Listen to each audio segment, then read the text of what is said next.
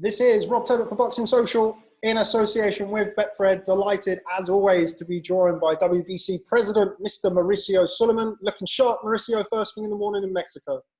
Good morning, Rob. Thank you so very much. And I'm so happy to be in Boxing Social as always. Always good to have you, my friend. Always good to have you. Before we get started, obviously a lot of people will be watching this and will have remembered or watched as the WBC convention unfolded last week digitally for the first time for the WBC. Just tell us a little bit about how it went, Mauricio. Well, it was an unbelievable experience because we went in without knowing with certainty what was going to happen. It was like opening a door. You don't know what's inside that door. We worked so hard to make the technology bring the world of boxing together, and we were able to achieve it. It was a sensational gathering. There were many times in which we all felt like if we were in a room together with the thousands of people who joined in to see the convention. I'm very satisfied and very thankful to my staff because they worked very hard to make it happen. Yeah, just like to echo that. As you know, I watched and participated in a lot of the events throughout the week. So credit to the WBC. It was the first one. I'm sure is always going to be the most difficult one. But we look forward to hopefully St. Petersburg next year. No, it's not St. Petersburg. It's Thailand next year. It was supposed to be St. Petersburg this year, and we can get things back going face to face. But before we move on, one of the things that came out of the WBC convention is an extension for yourself to 2024. Congratulations, first and foremost, on your extending your tenure as WBC president. Thank you very much. I'm very honored and grateful to the Board of Governors, to the 9 continental federations who have put the confidence in me to continue as president of the WBC. And this gives me great motivation, and I'm very committed to continue doing our best effort, especially to make boxing safer. That is our top priority. It just means that we've now got an extra 4 years of interviews together, Mauricio. Absolutely. I'm very happy for that. Me too. Right, let's get cracking.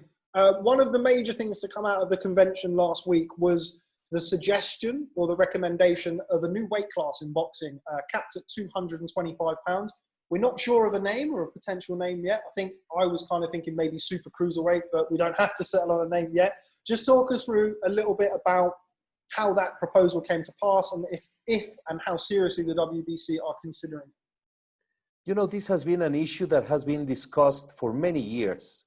When you see a heavyweight fight and there's a tremendous difference in the height and the weight between the contenders, you know, people tend to have concerns. We have Don Majeski, who has made a formal request sending data. He sent over 150 boxers' names and weights. And the fact is that there's many fighters in the smaller heavyweight range, 200, 205, 210. And then you have the champions, Tyson Fury, 270, Joshua around that area, the history behind the heavyweight, Jack Johnson, Jack Dempsey, Joe Louis, all well within 190 pounds. So we appointed Tony Bello. We spoke to him and other fighters about this idea, their feelings, him being a cruiserweight, coming from light heavyweight, struggling with weight, and then thinking about fighting in heavyweight with a huge weight difference. He is keen to look into it. The initial proposal that we're going to be looking at is creating a weight category that starts at 200, capped at 225. The heavyweight will not change the name. That's going to be the 225 over. And that could be an area where fighters like Tony Bello, like Usyk, fighters that are not as big as the big heavyweights could fight and compete and have a championship. We are going to have a long process of talking to promoters, to trainers, managers, especially the boxers. And then we will evaluate if we incorporate a new heavyweight, a new division. Just clarify that, because one or two people on Twitter, I mean, people tweeted me last night saying that, you know, it can't be the super heavyweight division, that we can't do this, we can't do that. You're very firm, and you were very firm in saying to Don Majeski that the heavyweight division must, I think it was actually our friend Samson who suggested a super heavyweight division, as he does, the troublemaker Samson Lukovic.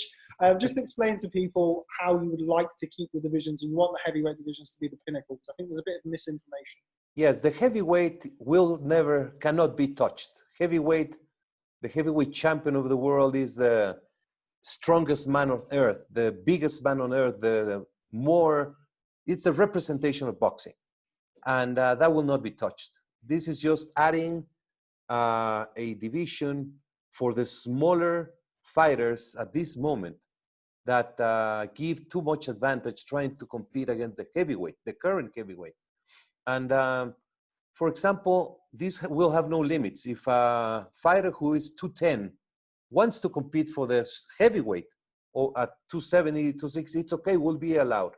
But this is just creating a division for the many fighters who could very well compete in that area, 200 to 225, and then have the possibility of having a championship. So this is just a matter that we're looking into it. It's a physical and safety situation, and we will see where we go from there.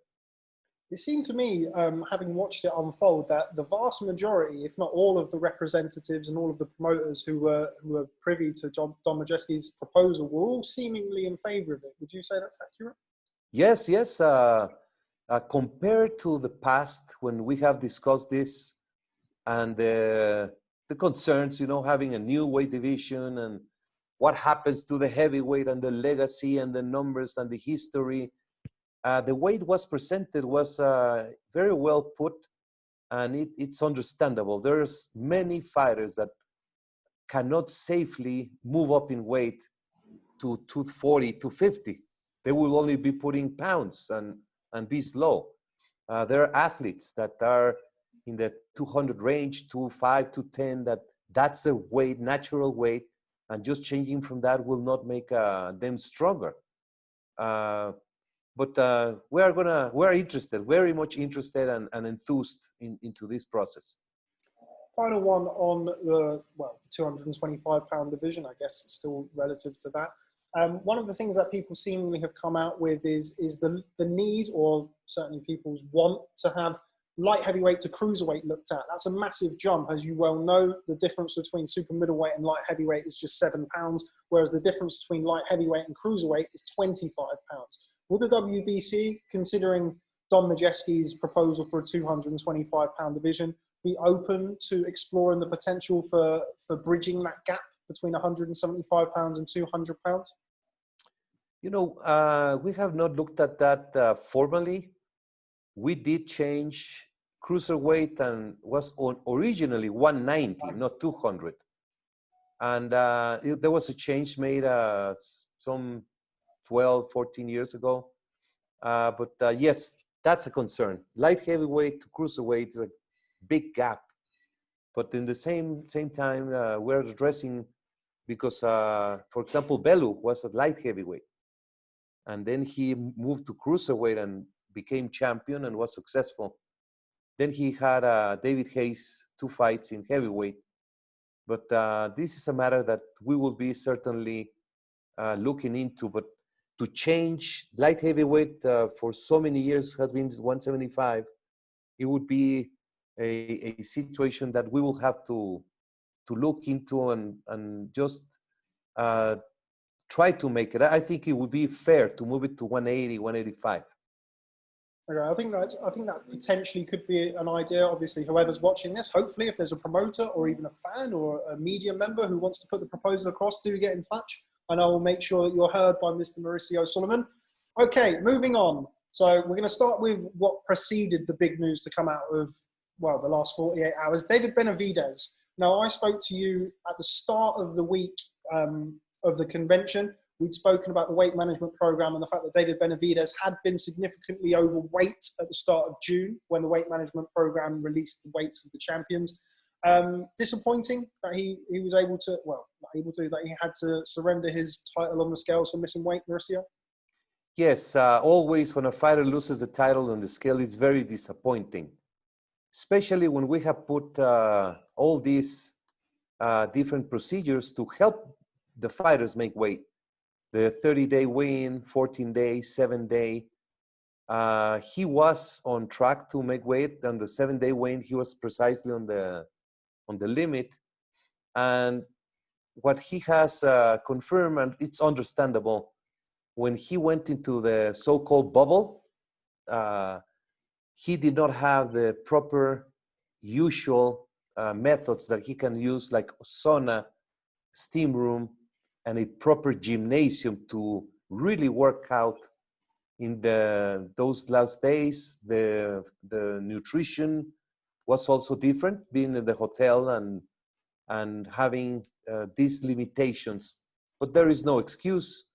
I feel sorry, very sorry. He's a very special champion. He overcame adversity when he had a cocaine found in the clean boxing program out of competition, and he took it, and he really followed the WBC's path with a psychologist, with a nutritionist. He moved to another state, and he regained his title, and this time he lost it by the situation of the weight. And, you know, pandemic has created many problems to all. It's not an excuse, but we can have empathy for his problem. So he's been ranked in the 175 division at this time. And we're going to do a thorough process with nutrition and weight management with him and his management. So has he confirmed to you that he'd like to move up and be considered as a light heavyweight then? Well, he is sending a letter to the WBC. I spoke to Samson, and they're preparing a letter. They're going to send it today or tomorrow, and we will address what is his exact position. Okay, so moving on, that of course left the WBC super middleweight title vacant. It has since been announced that there has been an order for Canelo Alvarez to box Avni Yildirim for the super middleweight title. Just tell us a little bit about the process of that fight being ordered. I believe that you have followed the WBC's directives. We are very open. This convention was the proof. Anyone could go and be present when we discuss ratings and mandatories. Any single person in the world could have been there, could have been active in anything that they would like to request. Avni Yildirim has been the mandatory contender for a long time. Why? Because he fought Dirrell for the title, and the fight ended in a controversial stoppage due to a cut. And Yildirim was coming strong in the last rounds, and then the fight stopped because it was a big cut. We go to the scorecards, and he loses a split decision. The WBC accepted to order a rematch after a voluntary defense by Dirrell. Dirrell loses the title to Benavidez, so Yildirim remains as a mandatory. So he accepted a step aside to allow Benavidez to do one fight. The pandemic came. That fight could not take place in Arizona. And now it took place. And Yildirim is a man who has the rights to compete for the championship. Once the title was vacant, when Benavidez won over Angulo, we received a whole variety of requests from many fighters who wanted to compete for the title. And Yildirim is the one that has to be fighting for the title. We accepted Canelo Alvarez request. He wants to compete for the WBC championship. We sent a vote to the board, and the vote was in favor of Yildirim against Canelo for the super middleweight championship.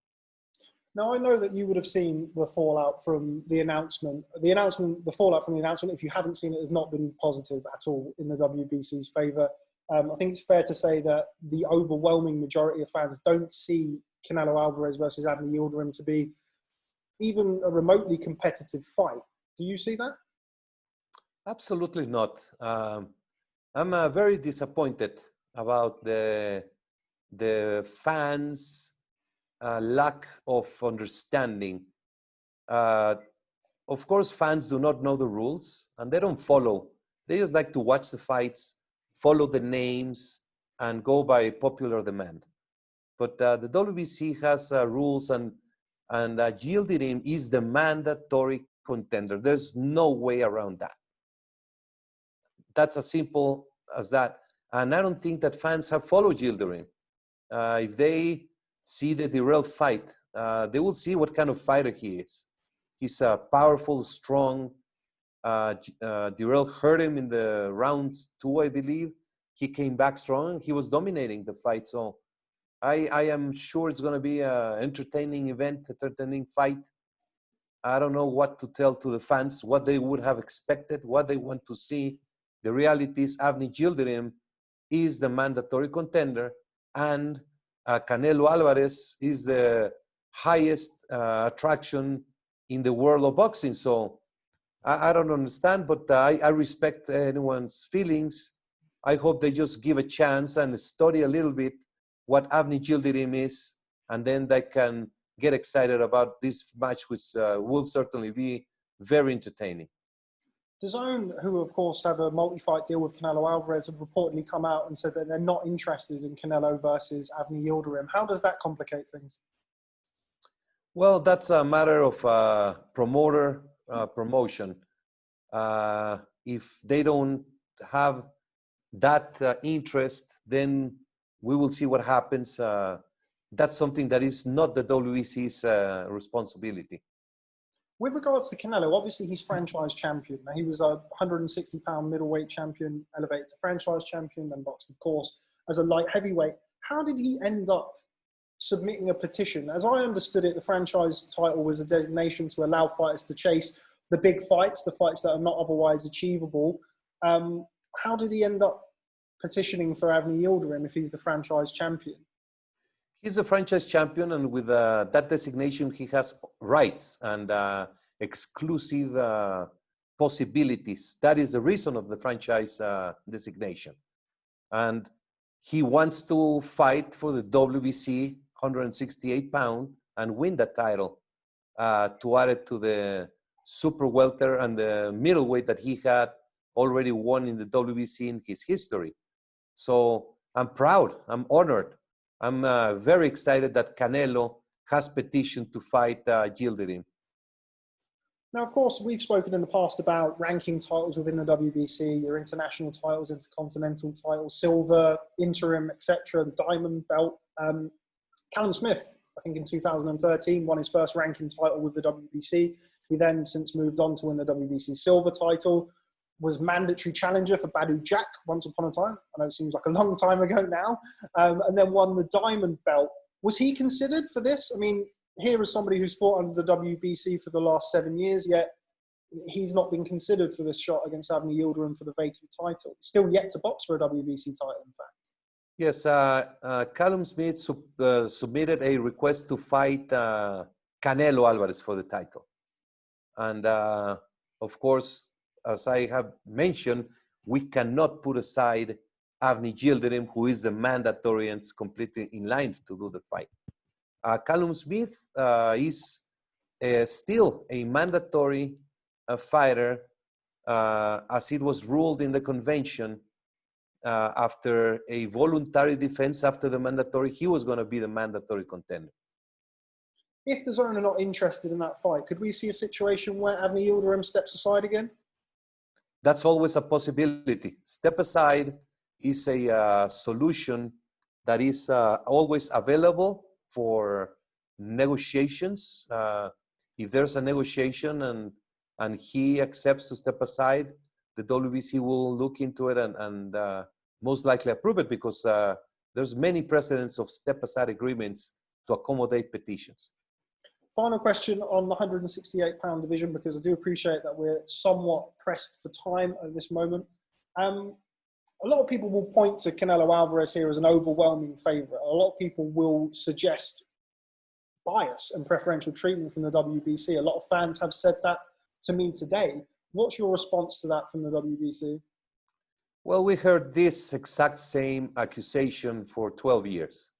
And when Canelo Alvarez first came around, the WBC, my father was heavily criticized, saying that we were favoring a nobody, just a popular name that had not proved anything. And look at him today. He's the greatest fighter in the whole world. So it's a matter, I always say this is, we do not rule as a popularity contest. Otherwise, we will be subject to just being so nervous about what one thinks, the other thinks, the other one thinks. We try our best to maintain the order of the organization within the situations that happen at the moment. We have been very flexible during the pandemic era. I'm very supportive. This situation, I'm very excited about it, and it will pick up. Once people do a little research about Yildrim and see his credentials, he's a very strong 168. Canelo has been, he's a natural middleweight. So I am very excited, and it will certainly pick up once people understand and see and do a little bit research. That's one thing that we lack in our sport, to have more knowledgeable and more study of the whole picture, and not just single out specific situations, which, I mean, why I never heard in, I think it's 18 months, nobody said a word about Yildrim being number one, being the mandatory contender. Nobody. And now this comes up, and now he's being subject of attacks and discrimination, and putting him down for whatever reason. Why? Why nobody said anything throughout this time? I think, I mean, I can only speak from my own perspective on that. From my perspective, I think a lot of people wouldn't have considered Canelo versus Yildrim to be a fight that really should be for a world title, Mauricio. That's just what I believe the honest consensus from people is, whether that's right or wrong.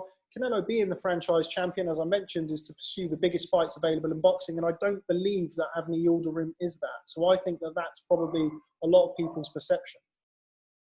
That's understandable, but that has nothing to do with Yildrim credentials. When Ken Norton fought for the title, nobody knew Ken Norton. Larry Holmes, he was a sparring partner for Muhammad Ali for 5 years. Nobody knew of Manny Pacquiao in the United States when he went and fought and conquered the title. So this is how the stars of the world are created, given this type of opportunities. I will not even doubt that Yildrim could beat Canelo Alvarez in a fight that is going to be of strength. The ability, boxing ability of Alvarez has improved tremendously. But Avni can punch, and he can take a punch, and I'm very excited about this fight. Okay, well, Mauricio, you've got 1 minute left. So very, very, very quickly, yesterday I was on the, I was in the purse bid, obviously wasn't needed again for a second week running between Luke Campbell and Ryan Garcia. A deal has been made. Now, can you clear something up for me, Mauricio? Because a week ago I was told a deal was made, and then we came again and a deal was made, and then there was a problem with contract, but now it's done again. Is the fight done? Is it on? Is it signed? Yes, the fight is done. They asked for a week extension to do all the paperwork, which had not been finalized. And then, since they did not submit it, we did the purse bid process. And then they informed that both have finalized, reached an agreement, and fight to take place in November in the United States. So we will receive the specific information in the near future, but the fight has been confirmed by both parties. Okay, well, Mauricio, you've got another interview rather, so I'm going to let you go here. Let's catch up again next week, because obviously this weekend, the WBC interim heavyweight title situation is going to be very much a developing story, I would say. So let's catch up next week. Do appreciate your time today. Do appreciate all of the people who sent in questions for Mauricio. We are a little bit rushed today, but we will get to them all next week. Mauricio, thank you very much, as always, speaking to Boxing Social, my friend. Have a nice day, and I'll speak to you soon.